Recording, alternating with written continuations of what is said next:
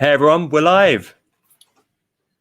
Hello. Let us know if you can see and hear us as always, but I'm here with the fantastically talented Mr. Nathan Brown. Let's get up for Nathan, everyone. Welcome to the show, Nathan. Look at that. I don't know if you can hear the team back there. There's a bunch of people there with you. There is. It's not just me. Wow. No, I'm here by myself. So I forgot to mention before we started, Nathan, often there is like a slight delay on the comments.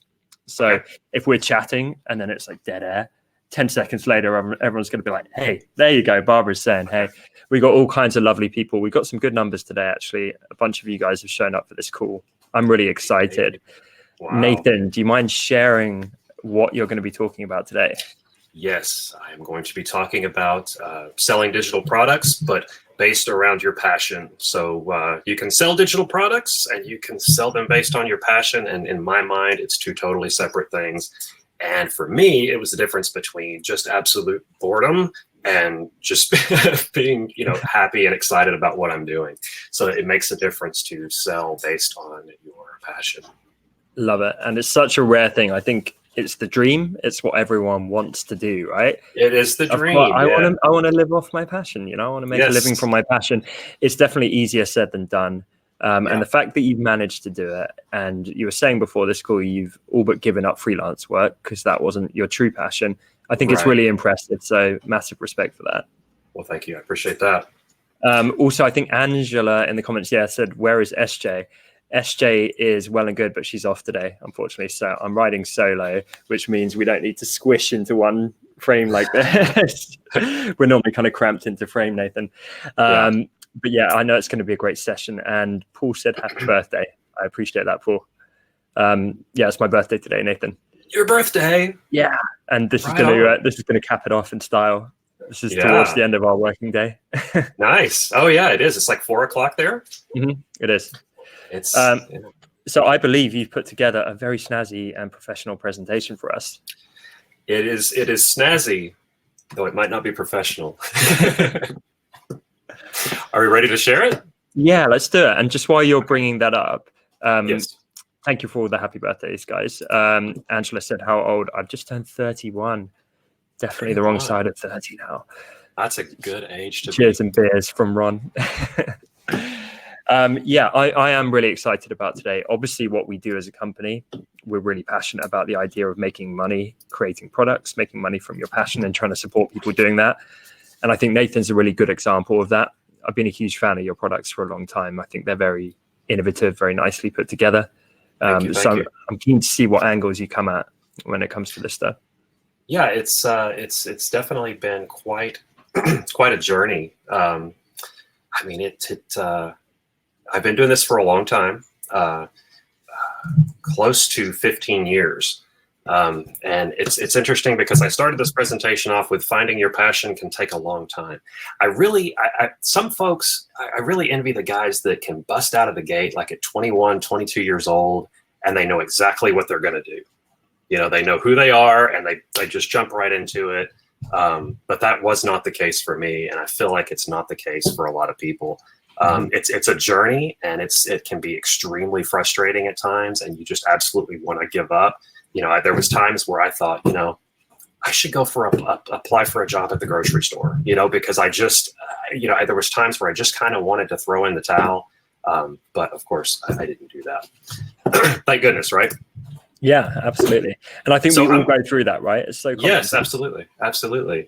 I'm going to just give kind of just a real quick timeline on kind of what I've been doing for the past, just to reiterate the idea that this can take a long time, and it's totally okay for it to take a long time. Don't let, if you haven't found a passion and you don't know quite what it is you're doing, it's perfectly fine. Even if you've been in your design career for a long time.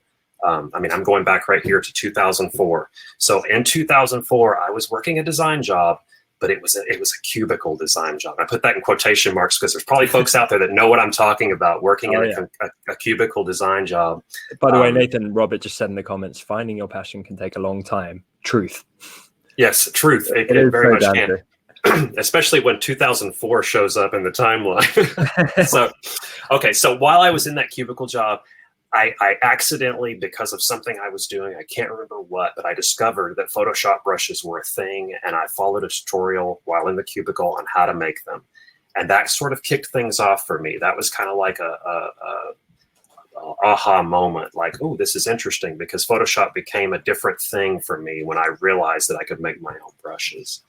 So that's 2004. Jumping ahead of 2005, 2007, I created a blog and began giving away design resources for free. So I started creating design resources back around 2005. I changed jobs at that time and began working from home, which allowed me to spend a lot more time experimenting, because I liked grungy things back in that time. Like I liked grungy textures, and I liked Photoshop brushes, made of dirt. I mean, just absolutely. Anytime I could go out and take a photo of concrete, I would do it and come back and create Photoshop brushes. And I was just giving them away for free at the time, because I thought, these things are fun and you can use them. But, I didn't really think anything about, anybody, using them beyond the fact that they were kind of fun. So what compelled you to put them out for free? Because that's a really smart move, but you just thought these are going to help people? Well, I just kind of thought, hey, somebody out there might find this as interesting as I do. Being able to incorporate into digital work, being able to incorporate brushes made of I remember taking like pepper from a salt and pepper shaker and like using spray glue onto a piece of paper and sprinkling it and then scanning it and turning that into a Photoshop brush. Mm-hmm. And I mean, that's just so random. And most of the time, you're not going to in a project, you're not going to take the time to do that. But you might, add it in as a design element if you've already got it as a brush and it's as simple as a click. But you're not going to take the time, because time is money and work like that. And you're not going to take the time to, spend a few hours making a custom brush set. So I just thought, hey, this is going to be kind of cool to give away. And if someone uses it, then hey, great. But it's fun to make either way. So in 2010, I launched my first paid design resource. I made $17 in the first morning. I discovered fly fishing and I quit my job, which sounds like a really good year, right? In that order, yeah. Yeah. So what happened was I had this realization that, hey, some folks are making this stuff and they're charging a little bit for it, and it may just be a couple of bucks, but hey, it'll keep me doing this stuff. It might pay for some coffee. I didn't really think anything beyond that. The job that I was working for a publisher at the time, that when I went into 2007, started working from home, I was working for a publisher in Chicago. I quit that job and just started, I was able to do a few other things that supplemented that income. And I thought to myself that paid resources might become a thing that would further supplement my income. Now, I put fly fishing in there because fly fishing is a passion for me. And through that passion, I discovered, this love of the outdoors and being outside. It's really fly fishing that got me. It got me outside, and it helped me to discover a passion that I otherwise wouldn't have known was there. So I put that in there because it's very significant, and it comes into play here in just a sec. So in 2015, at that point, I had created a substantial portfolio of paid resources. And I was doing freelance. So technically I'm living the dream, right? Quotation marks. But the dream, it wasn't fun or satisfying, because I was basically creating a portfolio of paid resources, and it in itself had kind of become a job that I didn't necessarily enjoy. It was just like I was kind of going through the motions. And at the time also, I was creating resources for other websites and other blogs. And I was either like ghost creating or creating as a guest for certain design blogs and whatever else. So I was making a little bit through that too, but it got me to a point where I was making a lot of things. Like I was making a lot of design resources, and I was trying to make them quickly. I mean, sometimes I was doing as much as a resource a day, if you can imagine that. Oh, wow. Like you wake up in the morning, or a freebie a day, I guess. Yeah. Both. A product a day. And when you think about, starting your day and ending your day, at the beginning of that day, you have nothing. And at the end of that day, you have a product up available for download. That's a long, hard day. I was doing that because I had so much that I was trying to, I was trying to provide for my own website. I was trying to provide my own paid resources. I was trying to provide guest posts for other blogs and things. And it got to a point where I was just really going through the motions, and it was just kind of like, there was really no passion or intrigue that I had in the beginning, where it was like, the fun of making a resource out of, whatever I could think of, all these creative I'm not surprised that you suck the fun out of it if you're cranking them out daily. Oh my gosh, yes. I can relate so hard, by the way, because I actually used to be a design blogger as well, around the same time as you. It was a big deal around that time. It was, right? That was early days. So you were definitely one of the originals. And I remember thinking, well, a good tutorial gets this many thousand views, right? So if I just do one every day, then I'm going to get a lot of traffic to my blog. So I did what you did with resources, with tutorials, but they took between 3 and 9 hours to write. And I did one every day for about 3 months. Yes. And by the end of it, you just want to, Yeah, I was writing tutorials at that time too. So not only was I releasing a product almost every day, I was also writing tutorials. So, I mean, it was, you can get burnout pretty quick with that kind of pace. So yes, that's those tough times. Okay, so in 2016, inspired by my love of fly fishing, I began picking up traditional art, watercolor, acrylic, and oils. And I put again because it's significant, because when I was a kid, I was doing this stuff. I was painting with oils and watercolors, and I was painting and I was drawing and I was illustrating. And I kind of began to realize that, like, what you do and what you love as a kid is a really key factor to what you may be passionate about today. Almost like it was built into you, and you were doing it then, because when you're a kid, I mean, you have all the free time in the world, right? So, I mean, if you're a kid and you're playing doctor every day with your dolls and you love it, I mean, there's a good chance that, you may be happy being a doctor, or if you're helping your dad, fix a car, working on the car every day, you love working on the car.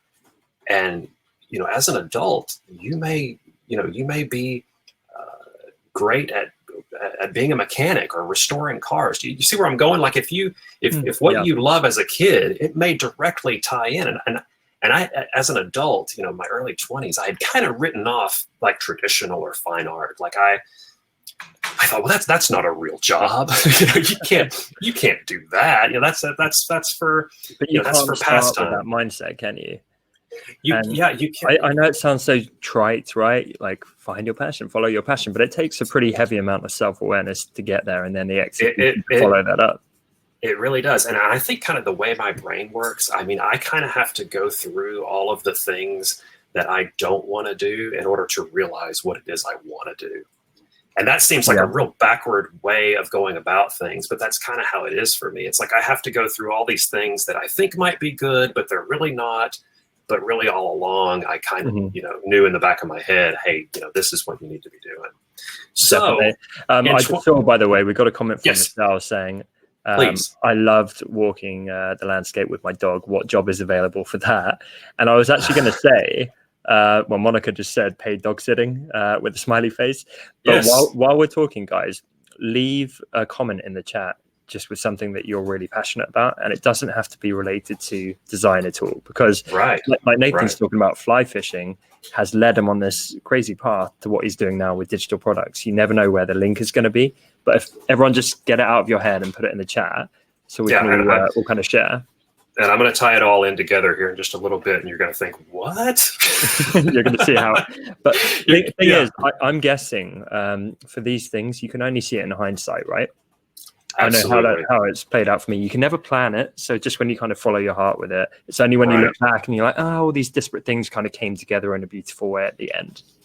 Right. And following your heart seems so like, it just seems kind of like a Disney movie or something. But really, I think for a lot of folks, it's kind of like me. It's like, what it is that you love and what you kind of might be passionate about doing, but it's kind of like you almost don't want to admit to yourself, because you think, like, I thought some of this stuff, like, there's no way this is a real job. People don't make a living from but there's creative ways to tie it all in together.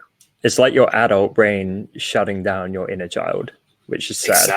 Exactly. And I think that's bred into us somehow. Like somehow we pick that up along the way, and it's kind of sad. Yeah. Okay. So from 2017 to now, I incorporate my traditional art skills, right? Like painting and drawing, into my digital work so that the two are as seamless as possible. Okay. So I've spent a lot of time just the past couple of years thinking, okay, how can I tie, because at this point I'm doing traditional art, and I'm doing paintings on canvas and on paper, and I'm selling those and selling prints and making a good portion of my living from that. But I'm also still doing the design resources and making those, because that's something that I love as well. So it's kind of a multi-passion thing. But how can I bring those things together? How can I tie them in together? So we're going to look at that here in just a sec. But first, I want to go through some of the things that I've learned from that 15-year span. And this is important to me. Don't create digital resources that aren't directly inspired by what you love and that you wouldn't use yourself. And what I mean by that is, I think there's a lot of like I want to make something to sell. So I'm going to look at what sells well for other people, and I'm going to base what I'm creating off of that. Mm-hmm. And that while that seems like a way to go, but it's hard to base what you're doing off of that alone, because you're kind of just you're not putting passion into what you're creating. It's almost like you're like I was doing. You're going through the motions of creating, but it's kind of lacking, right? You're doing it because you're following the money as opposed. Right, you're following the money. You're throwing your drop passion into the bucket. Yeah, instead of it's so hard, right? It takes so much work and blood, sweat, tears that money alone is not enough motivation to actually get you to put in all that work. And a great example of this, I presume you're familiar with Dustin Lee from Retro Supply Co. Yes. And Dustin's spoken out about this, because at one point, and I remember being on calls like this with Dustin, and he was getting really paranoid because he was thinking, oh man, like retro design is going backwards as a trend, and the new hot thing is watercolor and that kind of illustration. And he was this close to actually shifting into watercolor design, because he was like, well, that's where everything's going. But he stood his ground, and he stayed the course, and he went, no, I'm going to keep doing retro. I'm going to go all in on retro. So everyone else migrated over towards the new hot trend. He owned the retro space, and he's massively benefited from that. So there's a lot of truth in what you're saying. Yeah, you can't really think of retro anything without thinking of Dustin and his products, because you're right. He's stood his ground, and he's like, this is what I do. This is what I'm passionate about. This is what I like. I'm going to keep doing it. Mm-hmm. It's paid off. I love his work. It's really good stuff. Yeah, definitely. Okay, so here we go. So I've also learned, if you're not excited to get up out of bed in the morning to do what you do, then something needs to change, and it may involve risk. So I realized this not long ago, because I was like 6:30 in the morning or whatever time it was. I was laying in bed, and I was thinking, man, I was going through what I had to do that day. And this was like an hour before the alarm was going to go off. I was thinking about what I had to do that day, and I was thinking, I'm excited to do this stuff. Yeah, and that's like a big thing, because you think about the alarm's going to go off, and you're going to have to get ready and go to work or whatever you have to do that day. And a lot of people want to hit snooze, right, and stay in bed a little longer. But I'm like, a lot of times I get up 30 minutes or an hour before I'm supposed to, because I'm ready to get going. And that's a big shift for me, because it used to be the other way around. Mm-hmm. And when I put in, it may involve risk, because I don't want to tell anybody to quit their job. Like I'm not telling you to venture out on your own until it's the right time for you. But it's the beauty of a side hustle, though, right? We had Scotty Russell on the Honest Designers show podcast recently, and he's like the side hustle guy now, and inspiring people to do it, because it's risk free. The only risk is your time, your spare time, and some mental energy and so on. But you can control that. No one's saying you need to quit your job or absolutely, pack up the family and move them or something like that. Right. But for me, there was a little bit of risk each time. Each time I made a shift, there was a little bit of risk. And I mean, it was never to the point where it's like, hey, I'm gonna lose my house, or I'm gonna, nothing like that. But there was always a little bit of risk that it was just enough to keep things exciting. Okay, so it's also, and this goes back to taking a long time. It's okay if you don't know what you're passionate about. It may take a series of events to occur before everything comes together. And for me, it was the idea of fly fishing coming together with inspiring me to go back to traditional like fine art, and then coming together with all of the illustration and the resources. Like all these things had to come together to make me realize stuff that I was either denying or just wasn't aware of altogether. Yep. I love it. And you can probably get hundreds of steps. It's almost like the butterfly effect, right? You can trace it back to the most innocuous thing that happened in your life 20 years ago. Right. And that you wouldn't be where you are today without that. Right. Exactly. And so I've got a few examples of the products that I've made that I'm getting close, but I'm not quite there. Like, for example, I'm a big fan of fonts. I mean, I love fonts, but I don't necessarily enjoy the process of creating fonts. So that's this is really one beautiful, by the way. Exactly, and it's one of those things where it's like I know how to make fonts, but it doesn't necessarily mean. And I may make another one at some point in time, but I would have to truly be inspired by something in order to make one, because I don't necessarily love the process. And just because I know how to do something doesn't mean I should. It's very ridiculous, isn't it?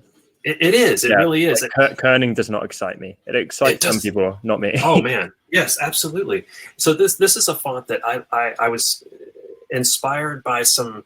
I think this one was by maybe a book that I had seen, and it was maybe Texas. I love Texas stuff and the design community in Texas, and I think this one in particular was inspired by a Texas themed antique book that I had found.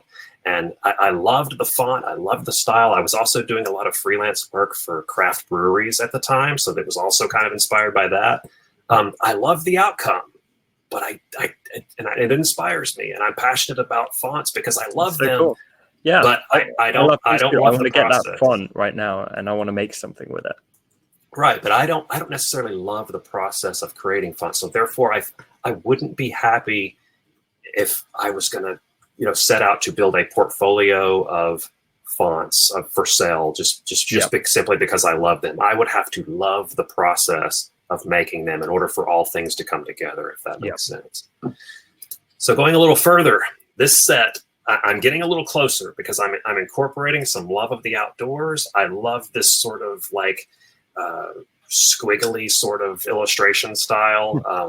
Where everything looks hand drawn, everything looks like it's laid out by hand. I love that style. A lot of these are also outdoor wildlife themed. I love that. This has probably been my second most popular selling resource of all time. Wow. Was this logo set. And I think it's because I put the extra time into this because I was so excited to put these together. Like I love drawing all of these little illustrations. I loved laying out this type and finding these hand-drawn fonts that fit the style that I was looking for. I put extra time into this one because I was passionate about the outcome, because it combined some of those elements for me. And as a result, this sold better than the items that I was just kind of putting together because I thought they might do well or they looked cool or whatever it may be.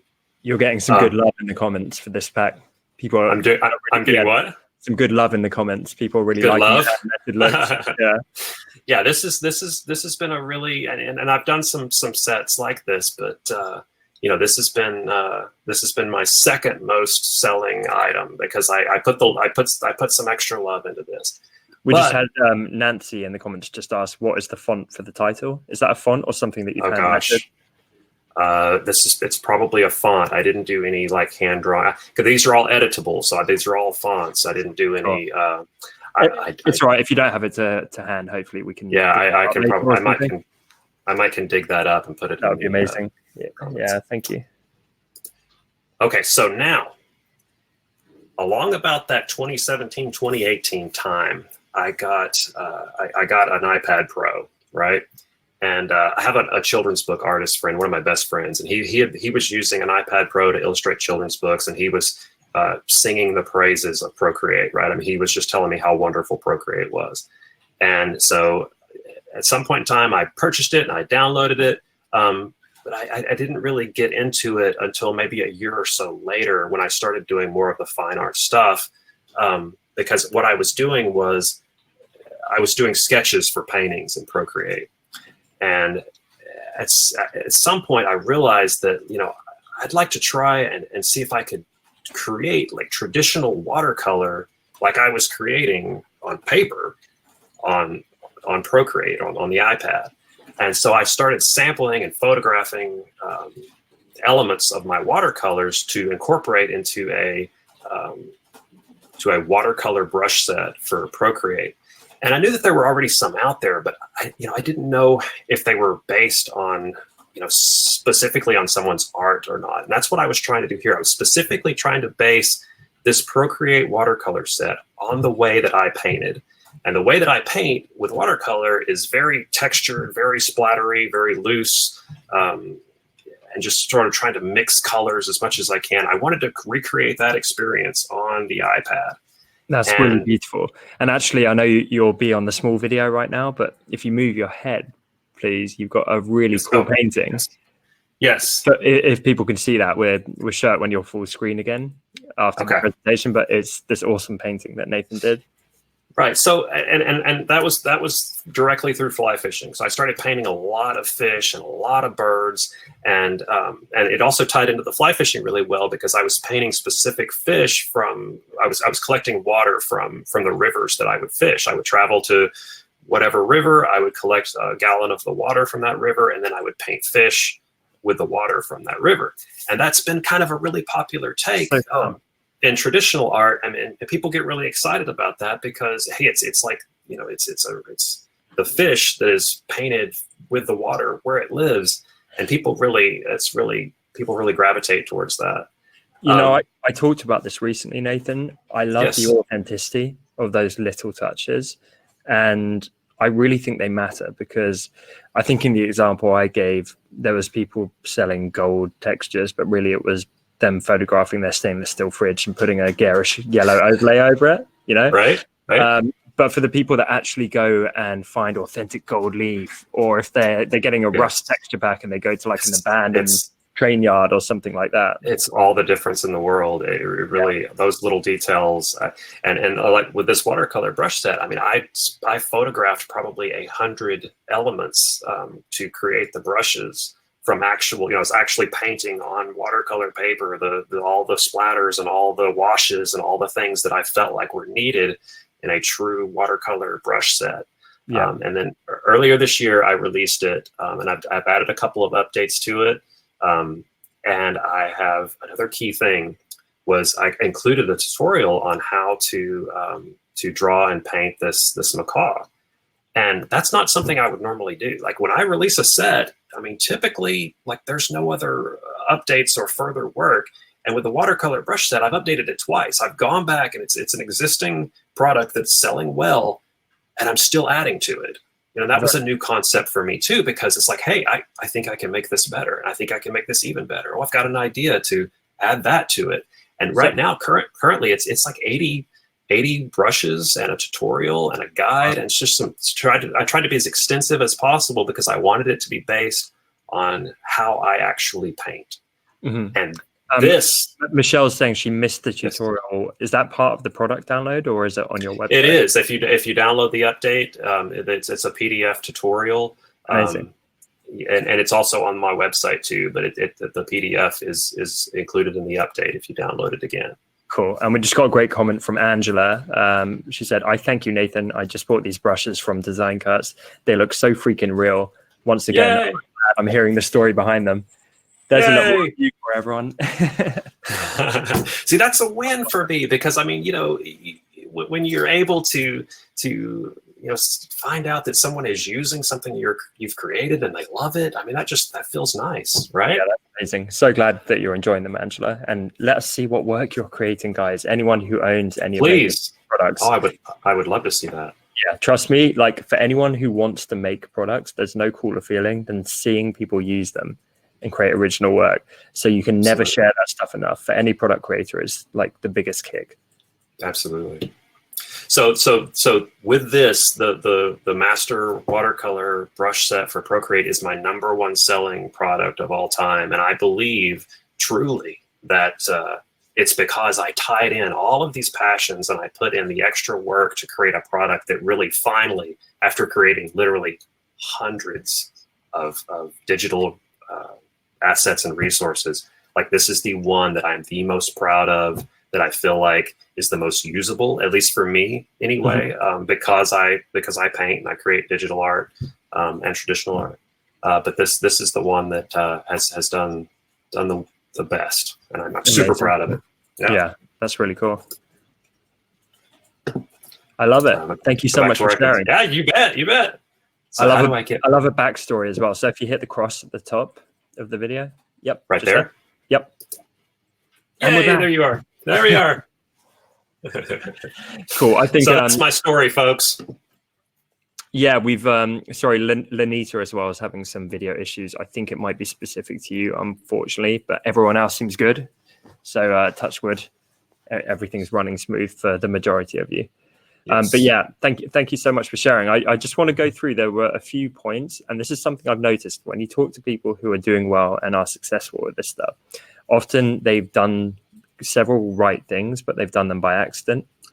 Right. And I love that, right? You at the time you don't even realize you're making like a savvy business move or design move. But even early on, you were taking a bet on digital resources. So you could have gone and done 1,000 other things. Right. But you took that bet before the world had shown how successful they could be. They weren't so established. They weren't such a big thing in the design world. So it was you just going, yeah, I think I'm going to explore that path. So that kind of intuition, I think, is great. And then you did things like guest blogging, so putting out content. You did your own content marketing. You were getting on other blogs and building awareness around what you're doing. You were cranking out serious volume. You were giving away all these freebies. And I think someone earlier mentioned you turned yourself into like a sweatshop of design freebies. It was the sweatshop. That's exactly. I like that. It's a good analogy. It was definitely a sweatshop. And then I was my own like hovering, boss that was like, get this done. Isn't that always the way though when you're freelancing? Right. And then the fact you were so proactively tapping into your passions and just following them and exploring them. Yes. And I think all of that stuff that might seem like just serendipity and it just played out that way. But those are all super smart decisions, and you wouldn't be here today without having made that series of actions. So it's really impressive. Yeah. Well, thank you. It's definitely been it's been a journey, and it's and I think about it from time to time. But man, when I started putting together that little timeline to talk about this, it really start to it brought it back and start to think, man, there really was it's like if you made a decision to go one way, you might have changed the whole course. Like if I hadn't have even discovered Photoshop brushes and how to make those, maybe if I discovered that 3 years later instead of that one day, it could have made all the difference. Oh, we're getting people requesting to see the fish behind you. Oh yes, the painting. How cool is that, right, guys? Look at the depth on that. That's a brown trout. So I paint a lot of trout. I paint a lot of sunfish and a lot of sport fish. But I do a lot of wildlife as well, other stuff, birds and things like that. Mm-hmm. But it's fun. It's amazing how, when that light bulb goes off and you realize what it is that you truly love spending your time doing, and then you can incorporate that into your job, your income. It makes all the difference. I mean, I say to be mindful of and be aware of what your passion might be, even though it may take forever or seem like it takes forever. I mean, it was good, 15 years for me, to really get there. So I don't even know if I'm there, I just think well, it's kind of ever evolving, right? Yeah, it's ever evolving. Yeah. I was very young when I started what I do, and I was about 12. And so it's been There you go. 18, 19 years now. Yeah. And I still feel like I'm just kind of starting to circle around the true passion and get there a little bit closer. So I think people need to not freak out if they're not there, or they don't have the idea. Just, it sounds cliche again, but like, enjoy the journey of exploring all these things. It's like a tasting menu, right? It's like, I'm going to try that, and like, that's not for me. That's kind of nice. I'll explore that for a bit, but I'll pivot and try something else. And having that freedom and flexibility is actually a really liberating thing, I think. It is, especially in the design world. Like, if your passion and it centers around art or design in any form, you're always learning, right? You never stop learning. Like, I mean, next time I sit down to paint a brown trout, I mean, there'll be something new that I've learned. Or if I sit down to make a digital asset, there'll be something new to learn, something new to experience. And that's part of the fun to me, because I'll get bored. You know, I mean, I have to constantly be trying something new. And that's kind of the beauty of being in design and art, that field, because, you know, I mean, if you're it may be like cooking, you know, like if you're a cook, you know, there's always a new recipe, or there's always a new ingredient to try, you know, versus something that's more mundane, you know, like the cubicle job that I had, you know, and that was very like, you know, I mean, there was just only one way to do it. There was nothing new to experience there. So I would love to know in the comments, based on this conversation and just your natural inclinations, how many people, because we've got a bunch of people live right now, leave in the comments if you're interested in getting into selling digital products, especially like digital design products, but it could be any kind of digital product. So if this is something that appeals, and let me phrase, oh, look at this, it's exploding now. Yeah, there's people talking fishing. Someone's giving me some fishing tips or where to go in Idaho. That's great. So Nathan, how about this? I hadn't kind of planned for this, but I mentioned we've got this Q&A section. Yes. For the final part.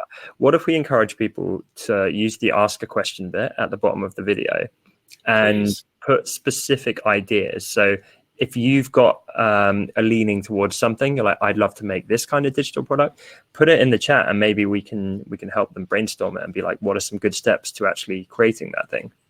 Please, that'd be great. Cool. So everyone, let's jump out of the main comment section. And if you hit ask a question below the video, let us know. Be like, you know, I would love to make business card mock-ups or painting Procreate brushes or something. Whatever it is, let us know. And we're just wait a moment. I can see some coming in. Okay, so Michelle said Procreate brushes. So what's the best way for Michelle to start if she wants to sell Procreate brushes? Well, my question would be, are you using Procreate to create your own art? Because if you're not, I would maybe lean away from creating Procreate brushes, because I think it's very important that in order to create effective Procreate brushes, you need to be using Procreate either in personal work or freelance work, or to create some kind of artwork, so that, you know, like for me in the watercolor brush, I was already painting in watercolor. So I had an idea going in of what I wanted to make and how I wanted it to look and how I thought it would be best useful. Yep. So in order Michelle said, yeah, she is. Cool. So given that, are you kind of suggesting from the perspective of a user, pay attention to what you like and what you don't like about what you're already using, and then build on that to make your own thing? Absolutely. Like if you're using Procreate right now, begin by creating your own brushes that you would use in your own work. And then once you start to use those brushes and you see, okay, I like this and I don't like that. I like how this brush feels, but I don't like how this one feels. You'll begin to put together your own set through your own use. So you'll know what works well and what doesn't work well. That will make, in my opinion, a more effective set of Procreate brushes than one maybe you're just kind of sampling and just kind of, you know. You know what? That is simple but incredibly genius advice. And I see it play out with so many people, including many of our biggest sellers, like Ian Barnard, for example. So many of his best-selling products came from the fact that he solved a problem, or he created a tool for personal use, and then he put it out into the world. So that's a much more fun way and a more practical way, I think, than trying to think, what's the market demand like for this thing, and how many copies is this going to sell? It's like, hey, I like painting, so I'm going to create my own paintbrushes. How awesome is that? And then when you release it, you already know that it's like, hey, this set is effective. You know, this set works. So you already know that it's a good set before you actually release it. I love it. So we have Nancy who said photography mock-ups, but she has the feeling the market is already saturated. Nancy, while we kind of brainstorm on that, do you mind giving some more context on that in the main comment section? So when you say photography mock-ups, is this mock-ups that, you know, you're a photographer and you show it off like on a wall or something like that? Let us know exactly what kind of photography mock-ups. I'm assuming that maybe she means like where you can, you know, add your product, or you can add something to a smart object kind of scene. Maybe is that? Oh, I think she's saying for people that are selling their photography. So if you're a photographer and you're like, I want to make my work really pop, like for example, how you got the fish painting on the wall, it could be that right. kind of thing. Okay. Yeah. Okay. You know, I would use what's around you, because I mean, if there's like, maybe there's in the town you live, there's some cool old brick walls. Was I right? Sorry, Nancy, do you mind just re-clarifying? I want to make sure we nail this for her.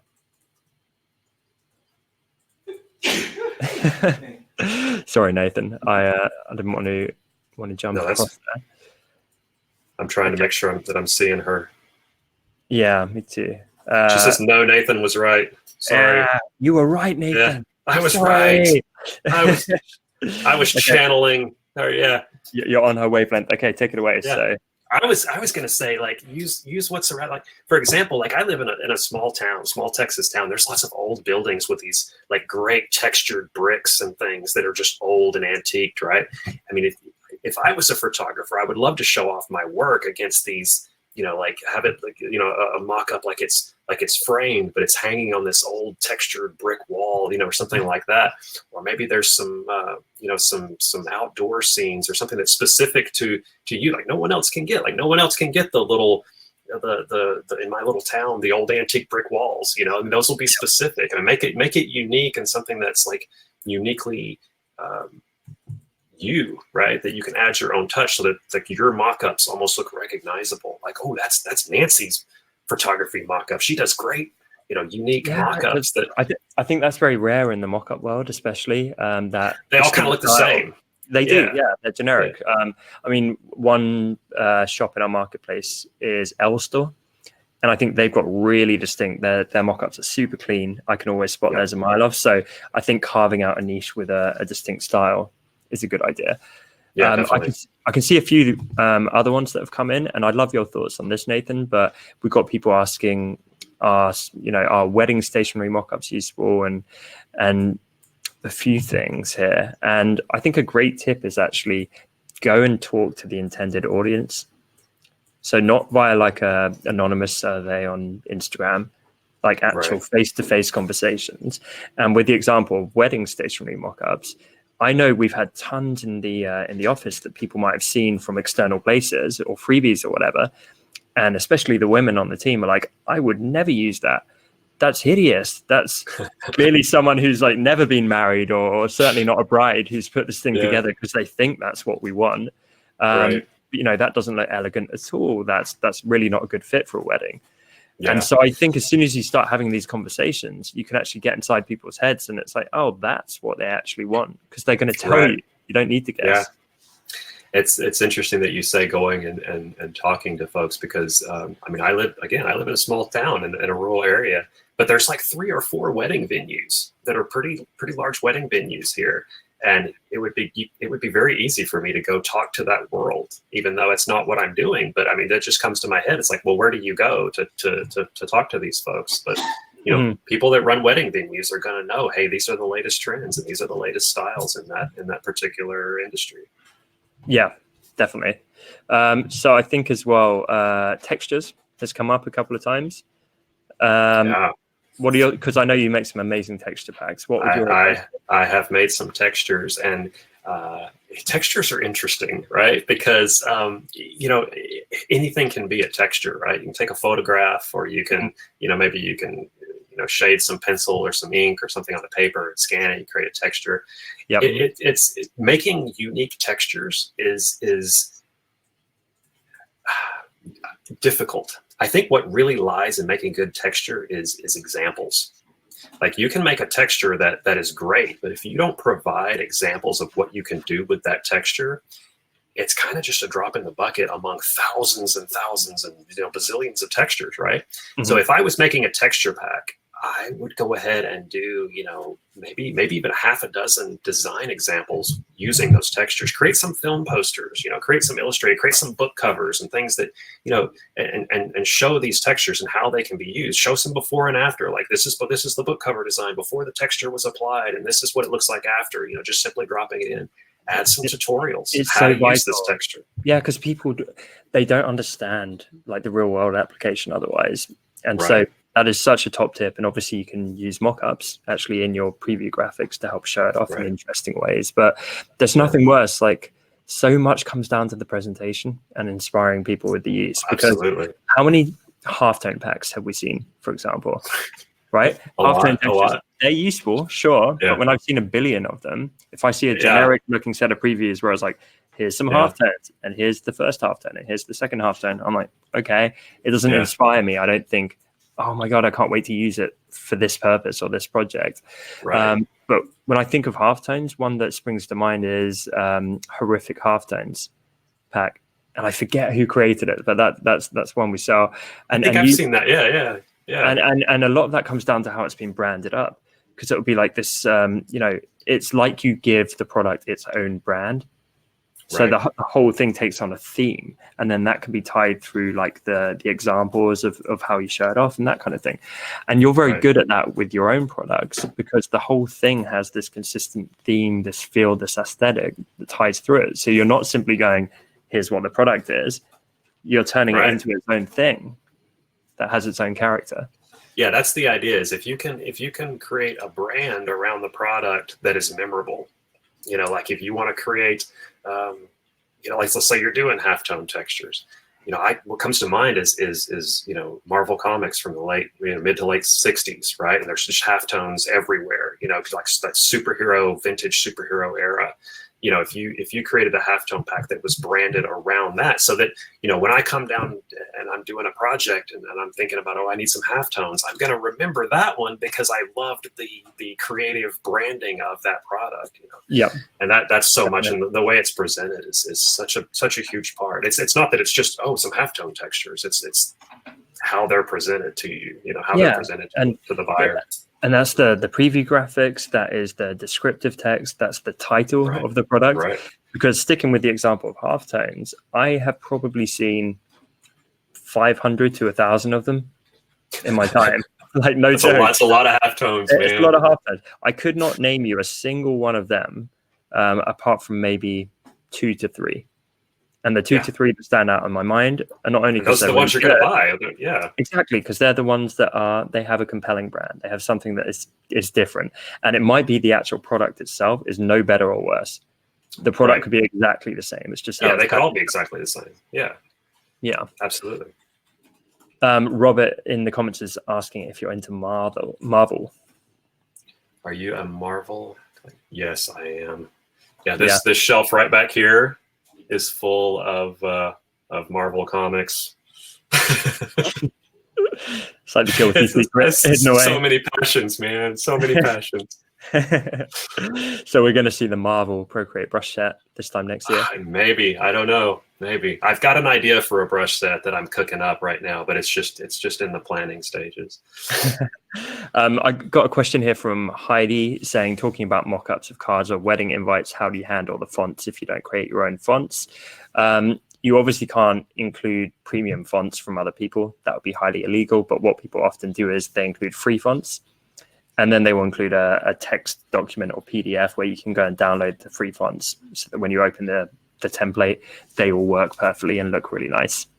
And there are some good free fonts out there. Not many, which is why people like Nathan make them and make them look really great. But there are some gems out there. There are a few gems. So what other kind of general tips would you give, Nathan, for the people in the chat, because I love the thought, every person here, I can see the numbers. We've got a lot of people here.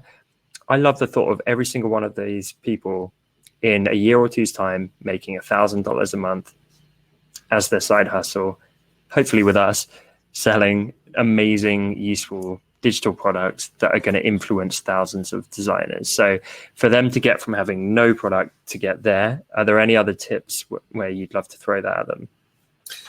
Yeah, I mean, I would say to, definitely start with your ideas on what you want to create based on what you love and you're a fan of. It's something that you would like to use in your own work, something that you won't consider daunting to create.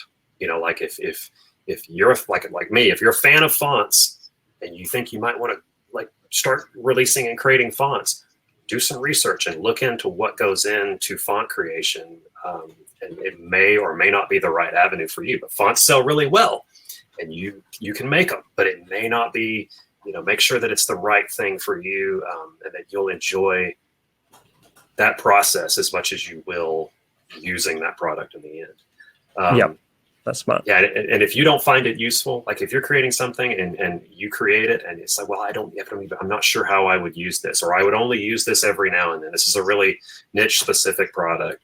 Then that may not be the right way to go. Consider something that you would find really useful that will solve a problem in your design workflow. Something that if you find it useful, chances are everyone else will too. Yep, that's so true. And again, that's Ian Barnard has talked to me so many times about that with his own products. Yeah, for sure. And don't get discouraged either, because this stuff takes a long time. Be patient. It's a patient game. And yeah, speaking of patience, don't put too much pressure on yourself, because I don't know a single person. Some of the biggest, most successful product creators in the world, their first few products sucked. And they did, yes. And they admit that now, right? Because you're never going to have your show-stopping, career-changing product. I've made so many terrible products. Right? It's horrendous, man. And I love the honesty of that, because oftentimes it takes 10, maybe 20 products in before people start developing more of a style and just putting out amazing quality and getting some traction with it. So the best thing you can do, I think, is to start now, get those kind of poorer products out of the way. And a prime example of this, one of my followers on my personal account is Doris. And I worked with her to conceive of and put together her first digital product. And it sold okay. It did fine, but we learned from that. We got feedback, we kind of brainstormed. She did her second product. It sold 4 times the amount of her first product, which is nuts. Yeah. So you think, well, in 20 products time, where is she going to be? And I'm sure you can also attest to this. When you've got 20, 30, 40, 50 products all selling that you've built up over years, and they're all earning you little bits, it really can add up, right? Right. That's another thing. It's like there has definitely been like a quantity versus quality thing, because back when I was producing stuff, like, I was doing okay. Right. I mean, because there was so much out there, like all of these things had to sell like, once or twice a month. And I mean, that was all you took, because there was just so many, but that's not the way to go. Don't think, well, because I mean, I remember selling the first product and making $17. I remember actually doing some crazy math. Like I was like, okay, $17, times one product times, 30 days in a month. How many products would I need to create in order to, don't do that. You need to concentrate on solving problems and releasing quality and taking the time. Don't try to, don't try to release, 500 products in a year. That's not the way to go. No, I think both can play out, like always quality over quantity, but equally, when you've got 20 great products as opposed to 2, it's going to benefit you. Oh, but sure, we've all seen the shops where they got 1,000 products and they're all terrible. Yeah, that's hard work. It sounds it. Back to the sweatshop thing. Right. So we got about 5 minutes remaining with Nathan. Any final questions, guys? Get them in the ask a question bit at the bottom. But this has been super valuable. I could talk about this stuff all day, to be honest. Yeah, it is fun. It's fun to talk about. I've got a question. What is next? Because you're still seeming to evolve. So what is next? Have you got a foot in something new that you're excited about? Yeah, so I'm always I'm always painting, right? So I've recently stumbled onto some stuff that I think is going to make some great textures, some processes that I think are going to make great textures in my painting. So I'm always excited about that. And in the digital realm, I love Procreate. I mean, I cannot say enough about Procreate. I got an idea for a set of brushes that I'm cooking up that is more along the lines of painting more in an opaque style and sort of my style of kind of messy, and just, you know, that it's just a new set of brushes that it's a continuation of my style, but in a little bit different way other than watercolor, something a little bit more opaque and a little bit more sloppy. That sounds fun though. It's like a nice yeah, pivot. It's going to be fun. It's you know, that's the thing about Procreate. It's just, you know, it's such a fantastic artist tool, you know, in the digital realm. I'm not trying to, you know, Photoshop is fantastic, don't get me wrong, but there's just something about the simplicity of Procreate that just really lends itself well to just sitting down and drawing and painting and creating. You know, it's almost uninhibited, right? There's just the things that you need, you know, just the things that you need on the screen. And it's just, it's a fantastic product. And I sing the praises of Procreate. We got a couple of questions about how to market and sell your products. Michelle actually said in the comments, how do we sell on DC? I'll be completely transparent. I'm very proud we're the most curated design marketplace on earth. So the bar of quality is very, very, very high. So unfortunately, we don't like to do it, but we have to say no to a lot of people, because rather than have millions of designs, we'd rather have the top 1% of designers who are the absolute best and give the best experience for everyone. And that's testament to the quality that Nathan puts out, that he, you know, opened a store with us and has some great products in there. Someone else in Ask a Question, I believe, was asking, Rhonda was asking, so where would you start in marketing your designs? That's a tough one because I'm not very good at it. I'm really good at creating. I don't necessarily, I don't consider myself to be great at marketing. I'm great at creating examples and using the products, but I'm not the best at marketing and social media and things like that. I will say that, you know, putting it out there is not enough. I mean, you do have to do that marketing stuff, but I like to, you know, I'll post to social media and I'll say some things about it. I've created a newsletter that's a very small, you know, group of people, but I'll send out to them. And that seems to be enough for me. I suspect that the rest is word of mouth or just, you know, natural traffic through design cuts. But I don't do a lot of, you know, I don't do Facebook ads or Google ads or anything like that, just because I've never found the need to, and it's not really my area of expertise. So for me, it's just been natural. Just, hey, I'm putting it out there. I'm saying a few things about it, and then the rest just kind of falls into place through, you know, magical, you know, word of mouth. Which I think is a real thing. So I definitely don't believe in the Field of Dreams marketing approach of build it and they will come. But that's equally, definitely right. That's not true. It's not. But if you put out consistent quality, yes, and you do that over years and years, you know, you do establish a reputation and a brand, and people begin to share your work. So I don't think on its own that's enough, but that is definitely not to be overlooked. That's a very key point. Right. And yeah, Rhonda, I mean, feel free to message afterwards at Design Cuts, but I could talk about marketing all day. I love that stuff. Marketing is my jam. So I don't think we have time right now. Talk. happy to, seriously. Let's talk after this, but I'd love to help scale up what you're doing with that stuff. Cool. It's fun. And I'm a big geek with that stuff. Awesome. I like geek stuff. Yeah. Best way to be, right? Absolutely. Nathan, thank you so much for jumping on today. That was super value packed and really inspiring personally. Hey, listen, while I have you, I have to say this to you because it needs to be said. But I've had dealings with design cut people over the past, you know, couple of years. Yeah. And you guys are the nicest folks I have ever had any kind. I'm telling you all, if the people are there with you and they can hear me, I hope that they can. Hold on, they haven't been, but I'm going to unplug you. Hold on. Everyone's kind of plugged in. Nathan was just starting to say nice things about the team, so I wanted to share. Hey, I was just saying that I've had dealings with you folks just through email and through conversations over the past couple of years. And I just want to say, because people may be saying this all the time, and maybe you hear this all the time, but you guys are the nicest folks. I mean, you're constantly saying thank you. You're constantly like just saying such nice things. It's just a pleasure to deal with you guys. I mean, it really is. I get your email. I get emails in, and if there's one from Design Cuts, it's the one I open first, because it's always full of just kind things. Just thank you for reaching out. Thank you for being in contact with us. And you guys are fantastic to work with. I appreciate it so much. That means the world. And has anyone else got something in their eye right now? Just a little. We've never done this before. Anyone we haven't got the whole team over there today, but feel free to just jump into shot for a second and say hi. Anyone who's feeling brave, come on. This is a hangout person. They're all crying. Matt, director. We've got Carol leaning in. We need more than this. We have more people over here. Yeah, I'm thinking. People bounding each other. I'm looking really short next to Tom.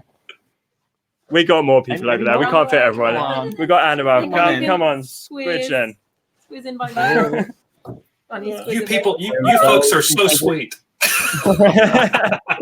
No, thank you though, everyone watching. I promise we didn't pay Nathan to say that.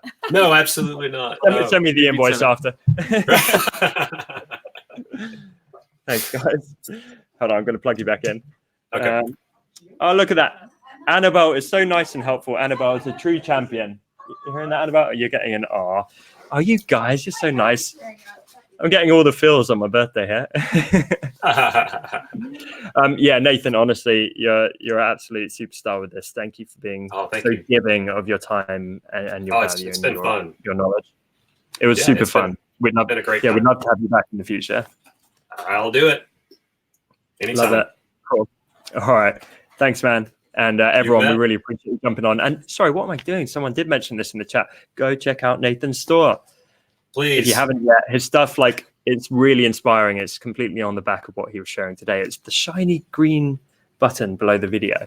So if you click that, it will take you through to Nathan's store. It is full of some of the best products out there. So definitely go check them out. Thank you, sir. All right. I'll talk soon. Take care, buddy. And everyone, we appreciate you. Thank you for jumping on. We'll see you next week, where, in fact, I think I'm the guest again next week. So pay attention on the Facebook group and on the website. I'm going to be critiquing. It's going to be round 2 of critiquing everyone's websites, because we had a blast the first time, but I couldn't get through them all. There were so many. So if you want tips on improving your website, definitely get involved in that. I can't wait. But yeah, Nathan, thanks again. Have a fantastic rest of your week, and we'll talk to you soon. Absolutely. Thanks a lot, guys. Thanks. Bye, guys.